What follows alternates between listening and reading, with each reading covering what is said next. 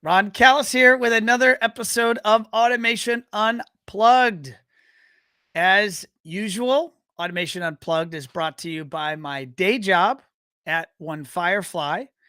And I have been a busy bee. Oh my goodness. This season of travel and get-togethers, social activities, and industry events have been they've been amazing, and they've tired me out. I'm not gonna lie. I've been on the road since early September, mid September. Actually, are my guest. That's when I ran into Dan, and we were able to catch up and talk about the industry and talk about family and talk about life. And I asked him actually in September. I was like, Dan, you got to come on the show. And he's like, Ron, I'll do that. I'm down. And so we were able to get him scheduled and make that happen. But what was my most recent travel? I was actually out in Las Vegas last week. I was out in Vegas for the ASEAN Unlimited conference. So flew out there on Monday, had board meetings, and then the event kicked off on Wednesday. You could probably hear it in my throat. My throat's not back to 100% yet. So much talking over so many weeks.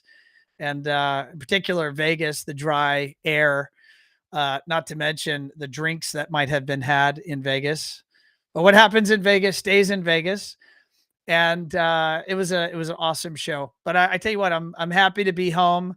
My family is happy that I'm home. My team is happy that I'm home, and no more industry travel until I want to say until February, maybe the NSCA Business Leadership Conference, the BLC. I think that's the next big event for me, and I'll be out there most likely with Jessica from my team, and we'll be out there networking and meeting all of you that are planning to attend that event. It's always an amazing conference.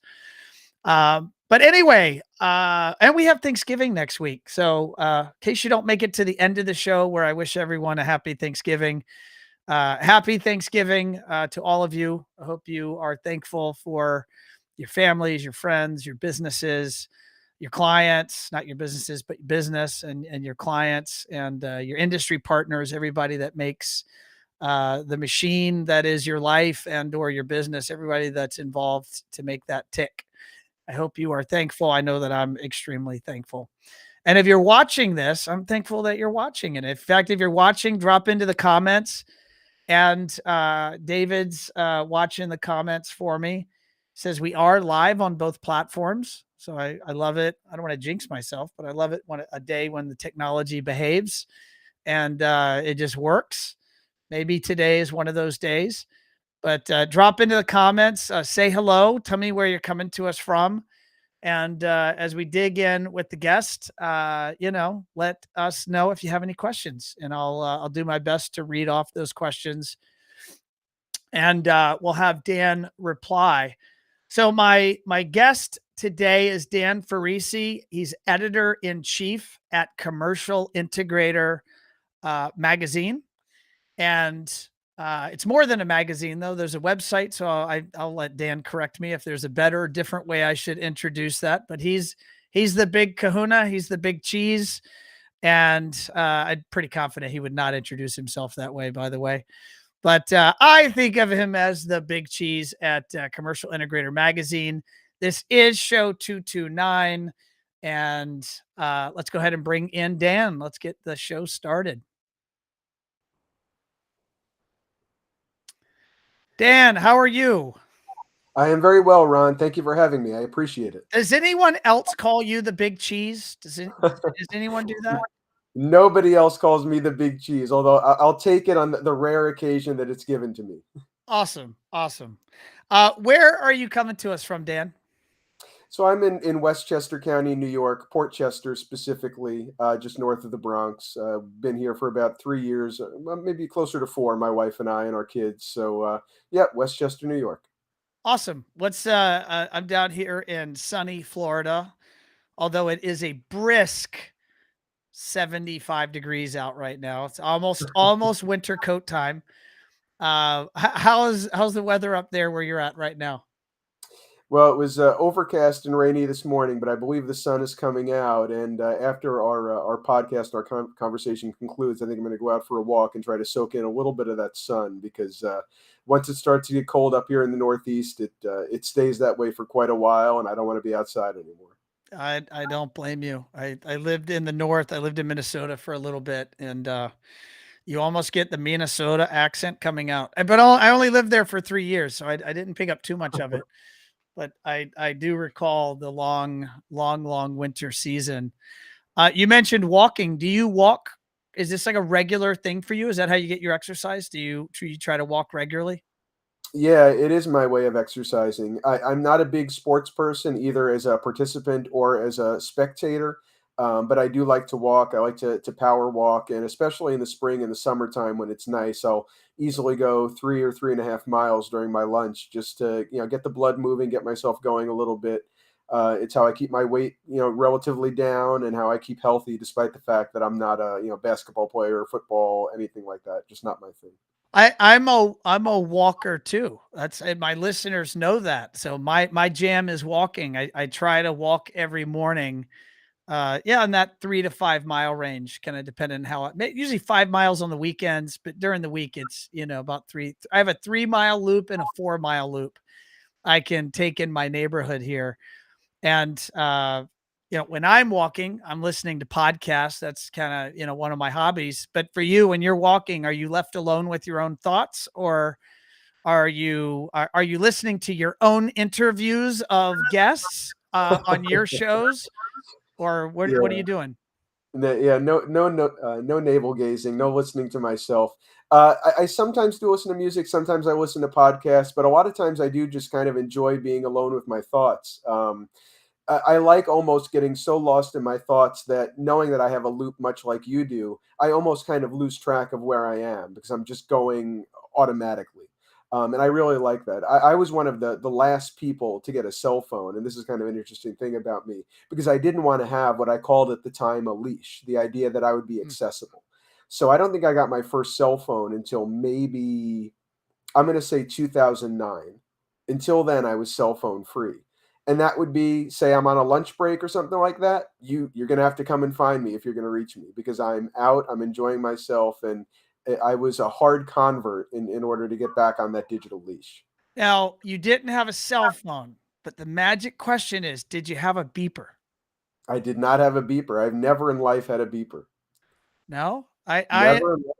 I am old enough. I know I look like I'm in my mid-20s, but I am old enough to when I started my first sales gig with Lutron in 2000, I was issued a beeper. Wow. Isn't that crazy? Yeah, yeah. I remember when I was a teenager, I wanted one, like as a status thing, I guess. Like I wanted the idea of being, someone's beeping me. But my parents were not enthusiastic about the idea, and I never got one. And yeah, I think I've got my first cell phone well after college. I think it was 2009.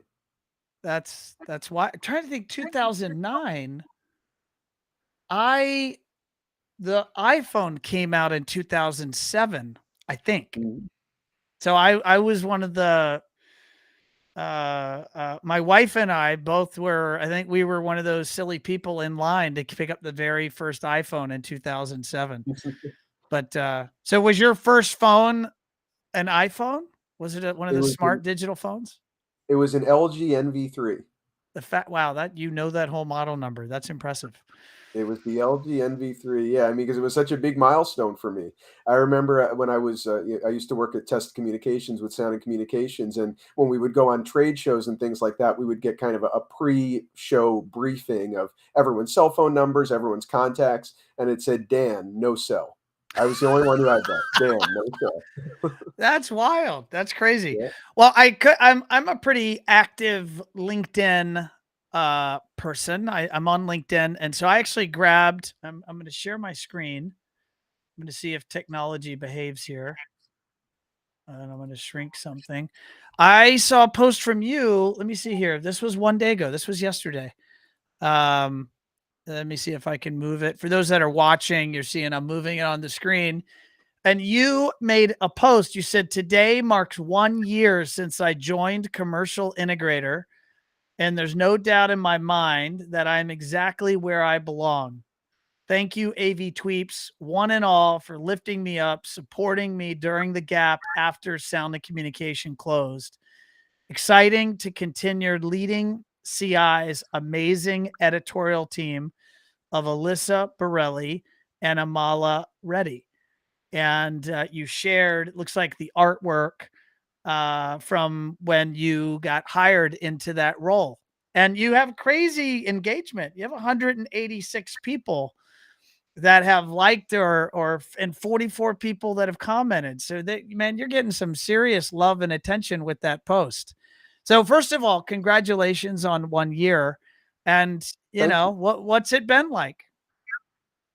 I really appreciate that, and I'm really touched by the amount of outreach I got on that post. I wasn't expecting that kind of a response, but it's truly very gratifying. I do really feel like I'm exactly where I belong. Commercial Integrator is a fantastic multimedia property to be part of. And I feel like I'm nurtured. I feel like my skills are respected, but I'm also given an opportunity to grow them and build upon them. The last thing I want to do is stagnate and become complacent. So to be in an environment where I'm constantly presented with new challenges, presented with opportunities to stretch beyond my comfort zone, I feel like I'm exactly where I belong, and I'm gratified to be working with Jason Knott, who's my direct boss, our chief content officer. He's the one who kind of shepherded my arrival into Commercial Integrator, and I feel like I'm learning a lot from him and from the entire organization to which he recruited me. Oh, that's so. What does it mean to? I'm going to ask a really silly question. I probably should know the answer to this, but maybe there are listeners that also don't know exactly what it means. So, what exactly is an editor in chief? I don't think it's a silly question. I mean, it's somewhat of a nebulous title, I guess. What an editor in chief does, at least as I practice it, is we ideate editorial packages, and then help the pieces come together. So, obviously, Commercial Integrator is much more than a magazine, but a magazine is part of what we do. So you have to decide, well, what is the focus going to be for the December issue? What's going to be the unifying theme? Because we don't want it to just be a mishmash of a whole bunch of different things, one not really amplifying the other, one not really resonant with the other. We want to have some thought process behind what we're putting out there. So the editor in chief decides what the editorial themes are going to be, and then write some of the content, as of course I do. Um, you know, Assign some of the content, for example, to Amala, our associate editor, to Alyssa, our web editor, and then our freelancers, our columnists, and then make sure all the pieces come together relatively seamlessly to deliver, hopefully, something close to the vision that it originally existed in the editor's head. How far out, if you're allowed to or willing to, you could maybe. I'm going to ask you some, how do you bake the cake questions about publishing, a magazine. How far out are you deciding kind of the editorial direction of an issue? Oh, certainly well in advance. I mean, we have an editorial calendar to which we pretty strictly adhere. So that's built out, the year before. We have our 2023 editorial calendar already in place, and we finalized that in September, I believe. Maybe it Wow. was early October. Um, but that's just kind of the broad strokes. So obviously, there's room for interpretation and modification and emendation within that. As far as each individual issue, we work 2 to 3 months in advance. Like right now, I'm working on our January issue in terms of getting interviews lined up, making sure that all the pieces are in place for my article, Amala's article, Alyssa's article.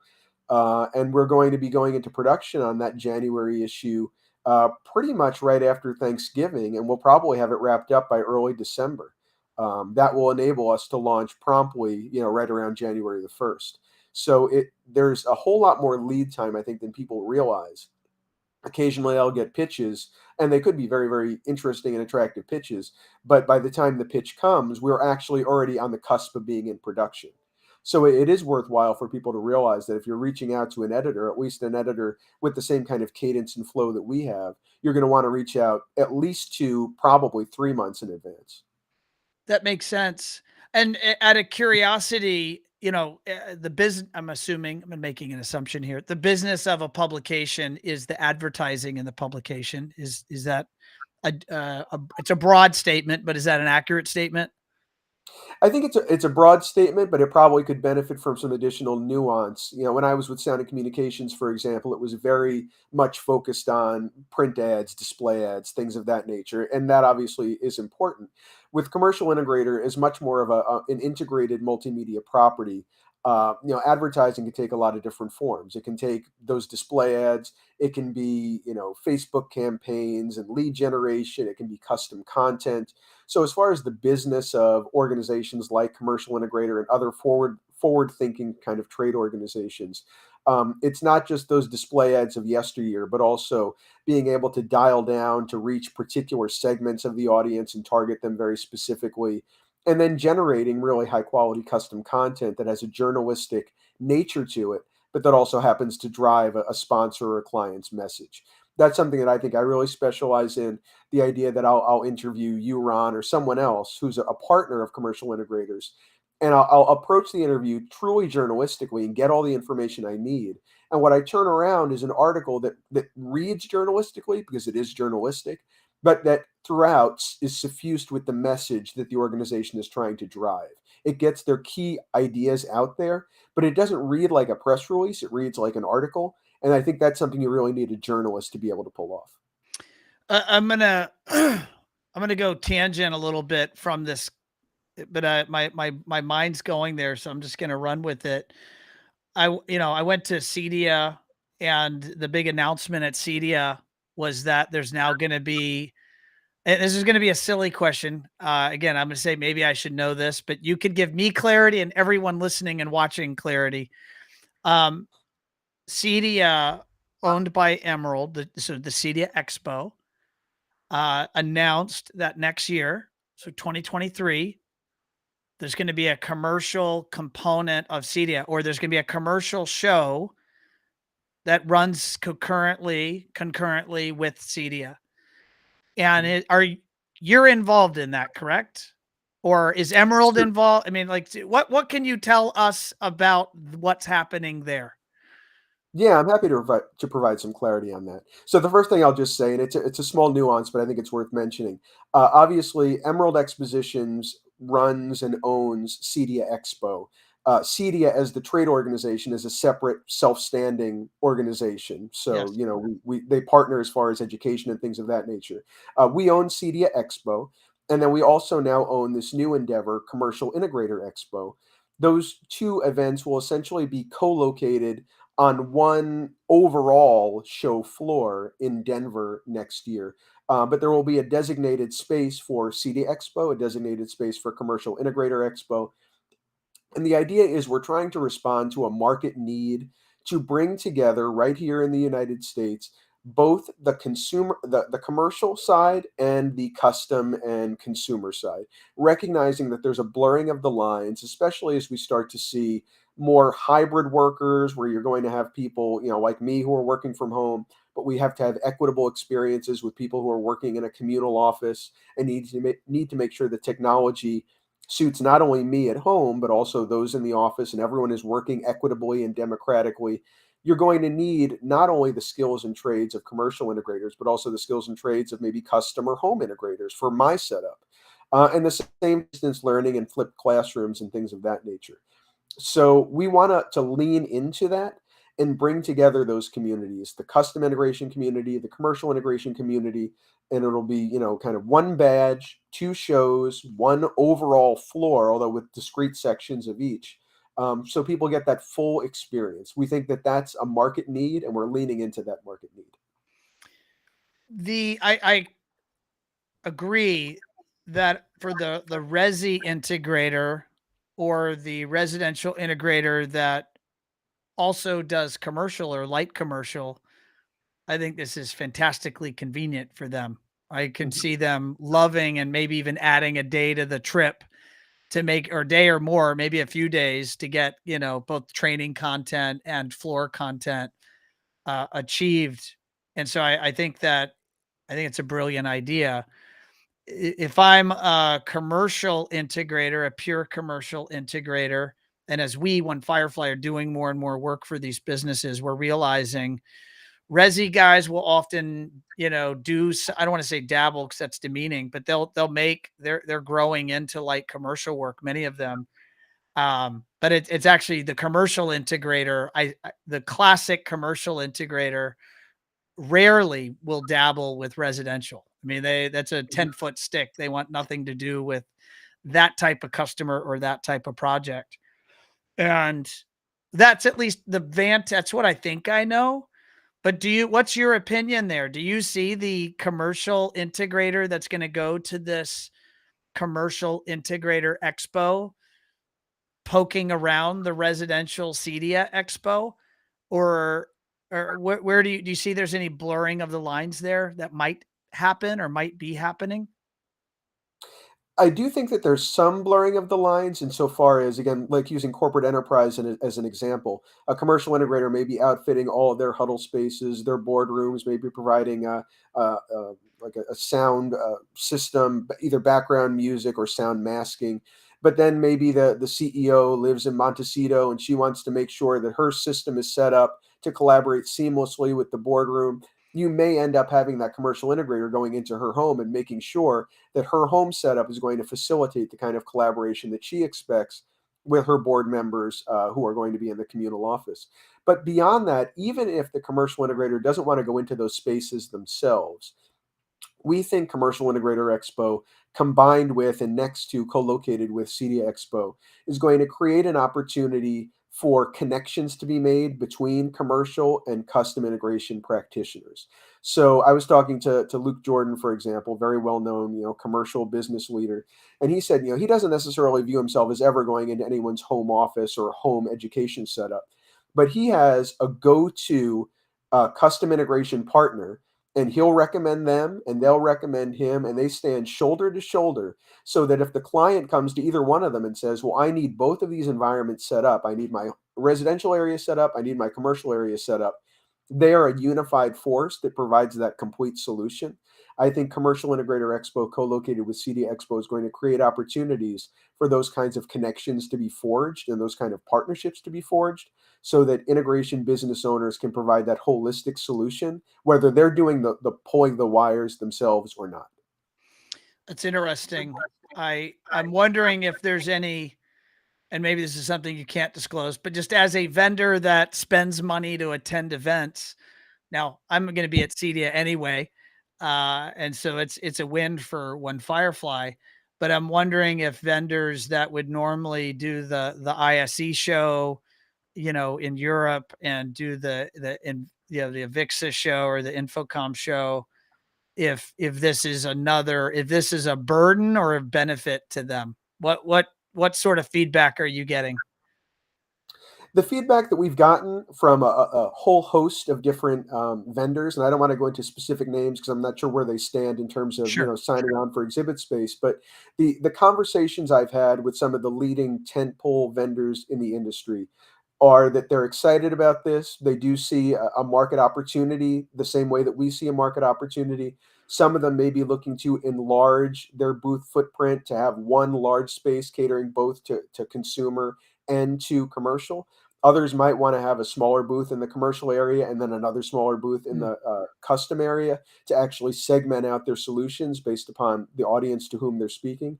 Yeah, I have a lot of respect for all the other shows in the industry. I don't have anything bad to say about any of them. What we want to do is explore an opportunity that we see and explore an opportunity that we think we can provide value to the integration community, both on the custom side with CEDIA and the commercial side with Commercial Integration Expo.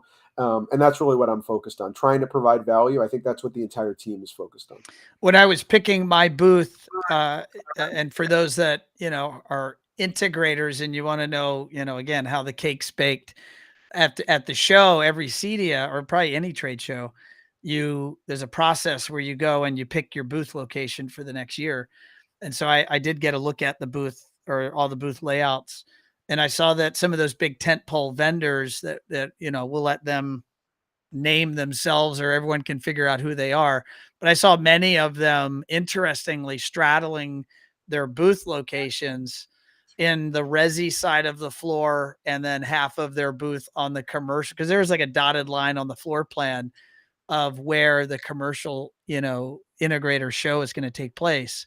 But some of those manufacturers that clearly serve both markets, they're going to be at that show, and at least the way it looks on the drawing is they're going to serve their resi integrators on the right side of the booth, and the commercial integrators on the left side of the booth.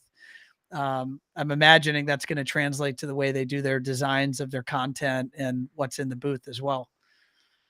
That may well be the case. I think some of the larger tentpole companies might take an approach very similar to that, or exactly like that.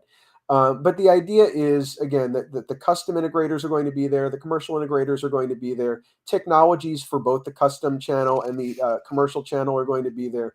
And we're going to see not only opportunities to build relationships and forge bonds and find ways to leverage synergies with other organizations, but also break down the walls to some extent that have been separating the two channels and recognizing the rise of, whether you want to call it prosumer or resi-mercial or light commercial, that is a real market opportunity.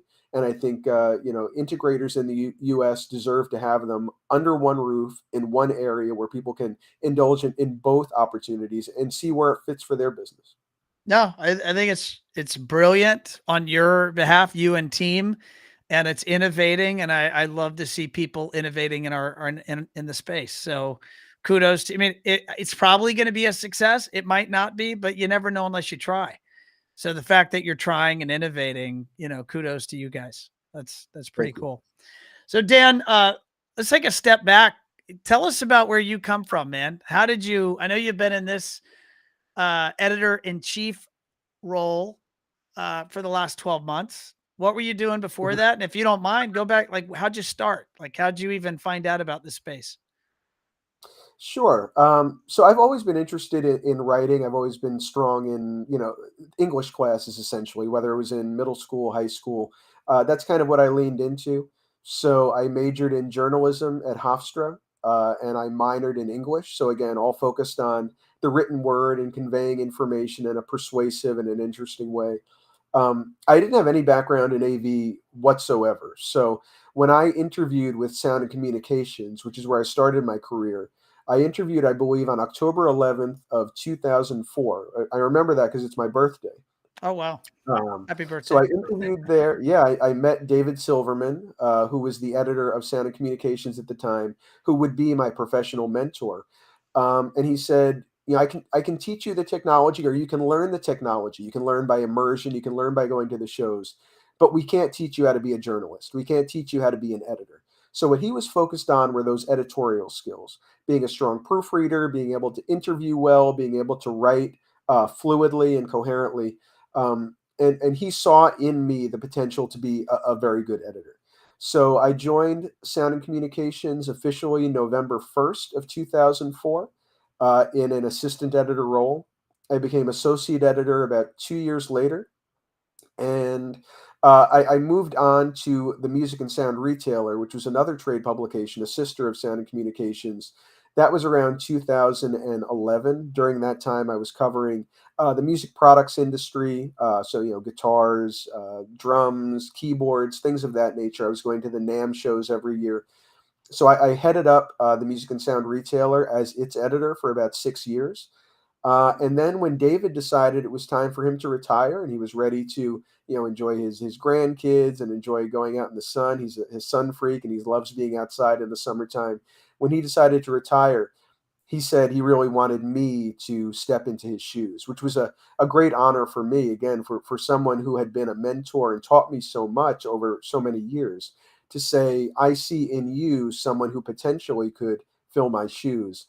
I was touched by that, and I was very happy to take on the role of editor of Sound and Communications. That was right after Infocom 2017. Infocom 2017 was David's last Infocom. He had a kind of a going away party there. Dozens of industry luminaries came to wish him well. And as soon as we landed back in New York, I took the chair and started on my way. And so that was 2017. And what happened? First of all, how was that taking that role on? It was a big challenge. Leading the Music and Sound Retailer was a challenge into itself. That was the first magazine I ever led as far as being at the top of the masthead. But Sound and Communications really was kind of the flagship of Testa Communications, which had been its publisher. So to take that level of responsibility, the leading revenue generator in the company, a publication that had been around since 1955, so it had that legacy going around as well. I felt a substantial weight on my shoulders to be a good steward of the brand. I feel like I was successful. I feel like we did really good things in the time that I was there, but it was a stressful time insofar as I'd never had so much responsibility on my shoulders, and I have a real feeling inside, professionally especially, where I want to do the very best that I can. I'm not someone who wants to phone it in. I'm not someone who wants to clock in at 9 and clock out at 5 and forget about it after that. I take a lot of pride in what I do. I take a lot of pride in the properties I lead. So it's very hard for me to be nonchalant or lackadaisical about the work that I do. How did the transition into Commercial Integrator happen? Sure. So Vinny Testa, who was the publisher and president of Testa Communications, sadly passed away in either March or April of 2021. And that shortly led to the closing of Testa Communications and the retiring of those brands. So I became available in late September of 2021. And it just so happened, purely by happenstance, that the former editorial director, I believe was his title, of Commercial Integrator, Jonathan Blackwood, was leaving the title at that point, exploring a new opportunity. So I got a call from Jason Knott, who again is my boss, our chief content officer. He expressed interest in potentially considering me for the role of editor in chief of Commercial Integrator, and naturally I leapt on that opportunity, not only because I have a lot of respect for CI as a brand, but also because I wanted to stay part of the AV community. For a very long time, and I've said this to a lot of people I'm close to, I held to some extent my professional acquaintances at a distance. I wanted to have that Walter Cronkite journalistic objectivity where, we're not having drinks together, we're not breaking bread together. I'm here as a journalist to interview you, and it's all very businesslike and it's all very professional.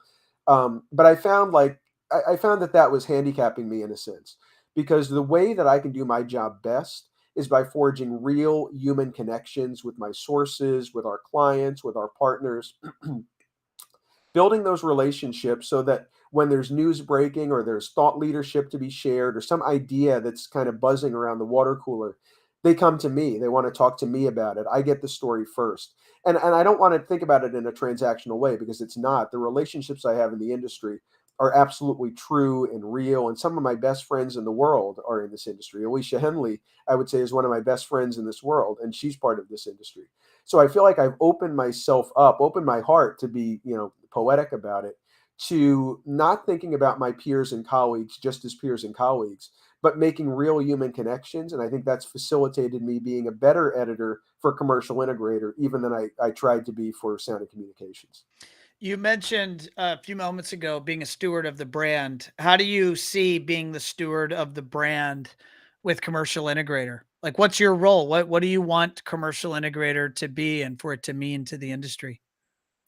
That's a very good question. So, Commercial Integrator has a well-defined brand identity, and I feel like if I'm going to steward that brand identity well, I need to hold that identity at the forefront of everything we do, and just continue to sharpen it and lean into it.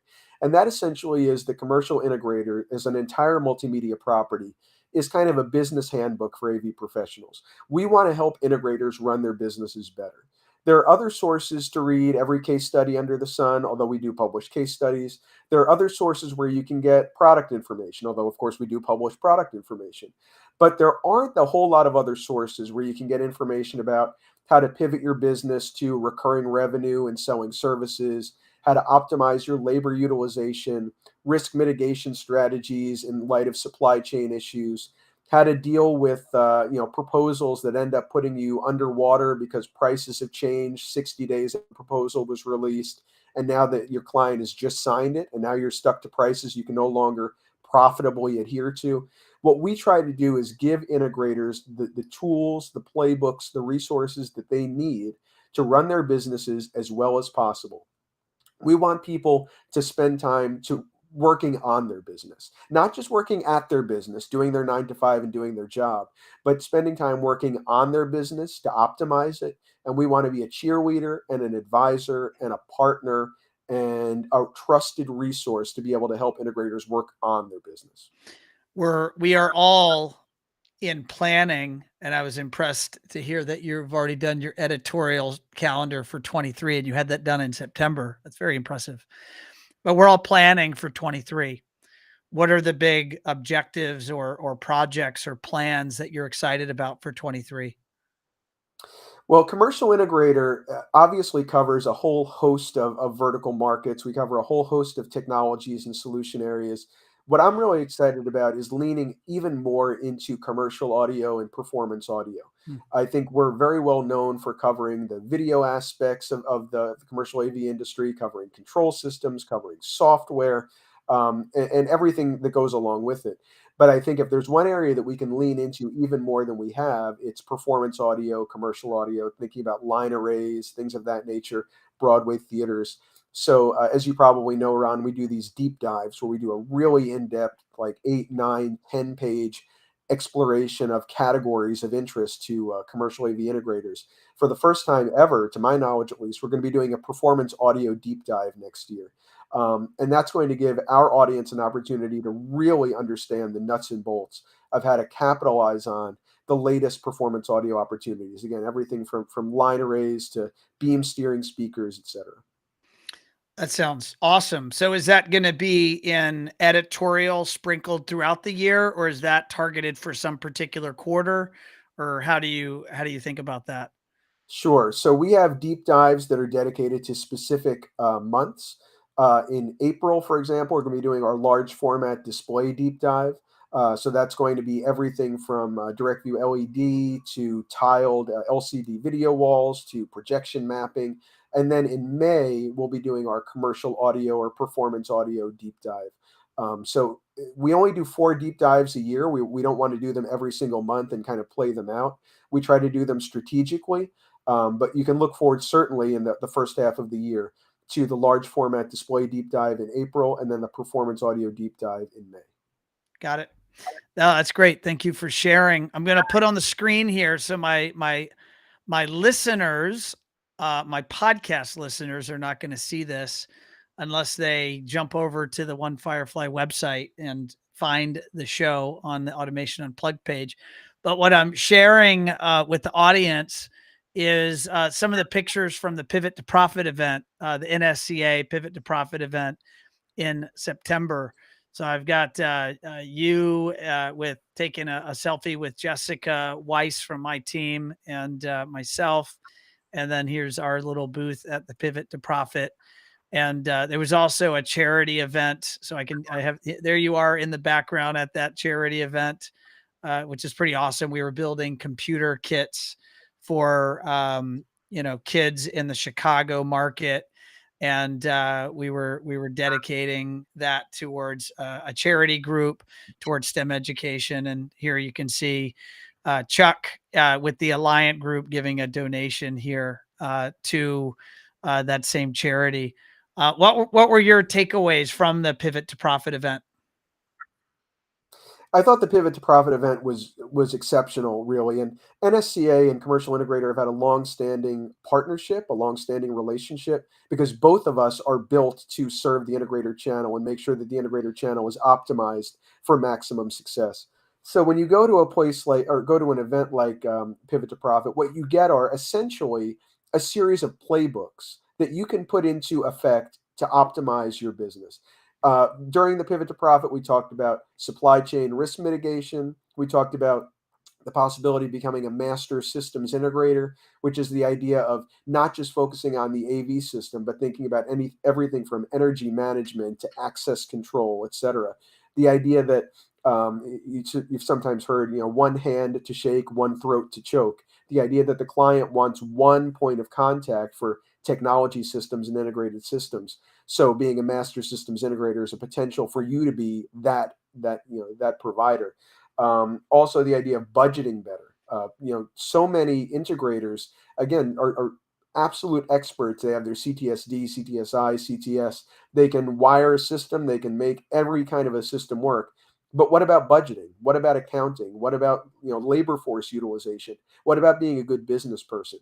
So much of Pivot to Profit and so much of what NSCA does is just giving people the tools that they need to run their business in a way that at a very challenging time, when prices are unpredictable, when price books can be updated, every month in some cases, when inflation is a problem, when supply chain is resulting in some integrators having to warehouse products for indeterminate lengths of time. They're waiting for 2 or 3 core components. And until those core components come in, those systems are not deliverable and potentially those systems are not billable. At a time like that, Pivot to Profit, Business and Leadership Conference, NSCA, working in partnership in some cases with CI, um, give you the tools you need to mitigate your risk, optimize your chances for success, keep your cash flow positive, and keep your business going.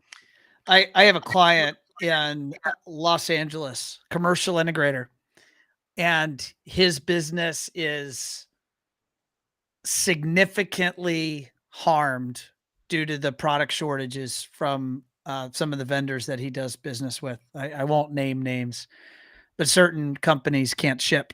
And that means he can't finish projects. It means his cash can't move through his business, and a business without cash flow dies. And he's in a bad spot. And I know that's one example of many businesses around the country that are in all sorts of difficult spots. What are you seeing, if anything? I mean, I'm imagining you have the ear to the tracks. You probably know, I dare say, more than anyone, maybe what kind of is the temperature out there around supply chain stuff. What are you hearing? Yeah, what I would say is to quote Tom LeBlanc, the executive director of NSCA and a strong organizational partner of ours. Um, it is a great time to be an integrator, but it's also a very difficult time to be an integrator. I would say that some of what I'm hearing when I put my ear to the ground as far as strategies that integrators are implementing, at least the most forward thinking ones, are I was talking about the idea of unpredictable pricing and price books changing very, very quickly, dramatically decreasing the length of proposals. So, for example, rather than having a 90-day proposal window or a 60-day proposal window, having a 30-day proposal window. I've even heard people say as low as 14 or 15 days for their proposals because they can't necessarily adhere to what was a profitable project in May, may not be a profitable project in July. So people are thinking about that proactively. As far as other strategies, I think people are paying a whole lot more attention to their T's and C's, their terms and conditions, the contract language than they ever have before, because a lot of times the profitability or unprofitability of a project is really determined by what the terms in the contract are, whether you have force majeure language or anything that's going to cover you in the event that something that is beyond your control inhibits your ability to get a project online at the time that's agreed upon. If you don't have that protective language in your contracts, you're opening yourself up to being held to something that you really have no control over, but yet you can end up upside down on a project very, very easily. So those are the kinds of things, or some of the kinds of things that I'm hearing about. Also, the idea of maybe leaning on outsourced labor, uh, whether that might make sense, and also the idea of working with financing companies and as a service kind of the as a service approach to AV to take some of the risk off your company's back and then share it with the financing company.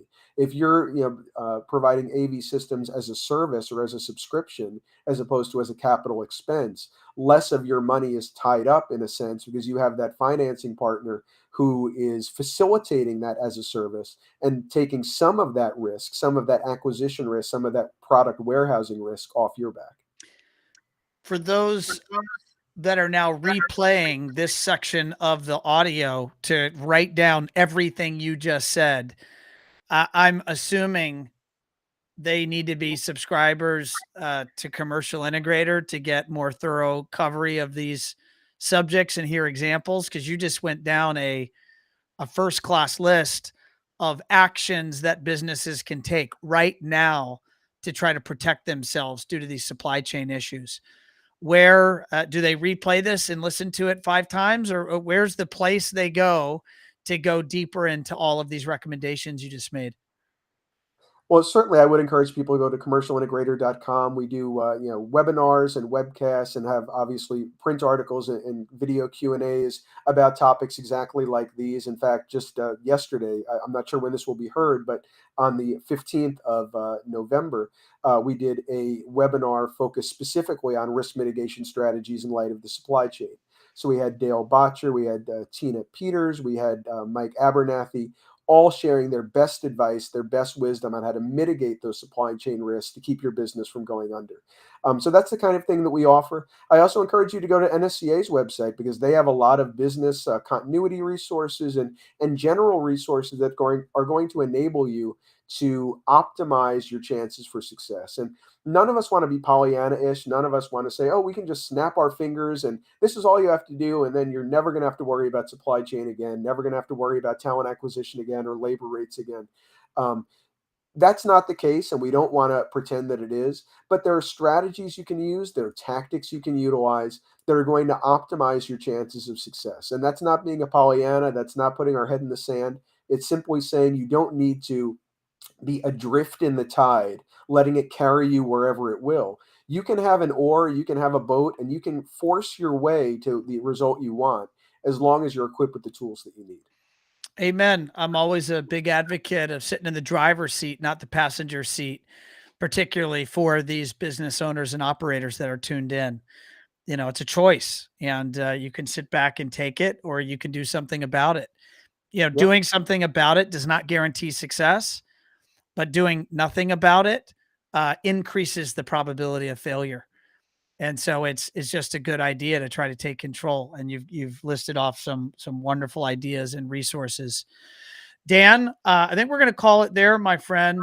I want to wish you and your family a happy Thanksgiving, and I likewise. want to say, thank you for joining me on our little podcast here on Automation Unplugged. It's an honor to have you on. I'm very happy to have been here, Ron. Thank you for hanging in with me. As you probably could tell, I'm recovering from a cold, so my voice is probably an octave or two deeper than it should be. I'm a little bit sniffly, but I appreciate the fact that everyone is interested in learning about technology journalism. I take the title of technology journalist very seriously. I oftentimes tag things on Facebook or on Twitter or on LinkedIn with hashtag technology journalism, because I think it's an important thing to do. It's an important trade, and I don't want to be, puffing myself up, because it's not about me. It's about the idea of covering an industry well, giving its practitioners the tools they need, the information they need, sharing thought leadership. It's not something that is trivial. It's something that's important. I really believe in technology journalism. I believe in journalism full stop. And it's a privilege to be able to do that job. And I'm excited and happy that you were interested, Ron, in having me on the show, sniffles notwithstanding, to share some of my observations from 18 years doing it. No, I think your professionalism, Dan, your integrity around what you do, and how serious you take your role of being a communicator and a facilitator of communication for our space. It's absolutely necessary, and you are doing a superb job. So kudos to you and your team. I know there's a team around you making you look good. So kudos to you and your team for really taking the role that you have in our industry so seriously, and we're all better for it. So great job. Absolutely. I thank you for that. I thank you for the kind words, and I especially thank you for calling out the team. As I had mentioned, Amal Loretti, our associate editor, Alyssa Borelli, our web editor, they are absolutely indispensable. And I hope that if you don't follow them on Twitter and on LinkedIn, that you start following them, because they are just as big of a contributor as I am to Commercial Integrator's continuing success. Awesome. Dan, people that want to follow you, how do you want to, what handoffs or what handles do you want to list off if people want to either get in touch with you or follow you? Sure. I mean, you can always look for me on LinkedIn by searching my name. If you want to find me on Twitter, it's at Dan Ferrisi Edit. And you can also email me at dan.ferrisi@emeraldx.com. Again, dan.ferrisi@emeraldx.com. I'm interested in your feedback. I'm interested in your guidance. I'm interested in learning from you and sharing any wisdom I might be able to have. Never hesitate to reach out, because I want this, as I said earlier, Ron, I want this to be about human relationships and personal relationships. So I'm always happy to widen my aperture, learn more, and share anything that I have that might be of use to others. Awesome. Dan, appreciate you, sir. Thanks for joining me on the show. Thank you so much for having me. I'm honored and grateful. All right, folks, there you have it. Show 229 with Dan Ferrisi, editor in chief at Commercial Integrator. He is almost an encyclopedic knowledge of our industry. It's awesome to hear. And I've spent some time with Dan. I can talk to him about anything as it relates to our industry and the business side of our industry. In addition to the technique, the ability, the editorial side, how to be a good writer, how to be a good communicator, and just fun guy to get to know. And if you don't know Dan, you don't follow him, you definitely want to do that and take his advice. I actually don't know that I follow all the team members he just listed, but I'm going to go on to Twitter and the socials, and I am going to follow them, and I'm going to link. I'm going to make sure I'm connected with them on LinkedIn. So, team, now that my travel's back, my recording of Automation Unplugged is going to get back on a regular cadence. So definitely, I know we're booked through the end of the year with guests. Definitely stay tuned here to LinkedIn and YouTube.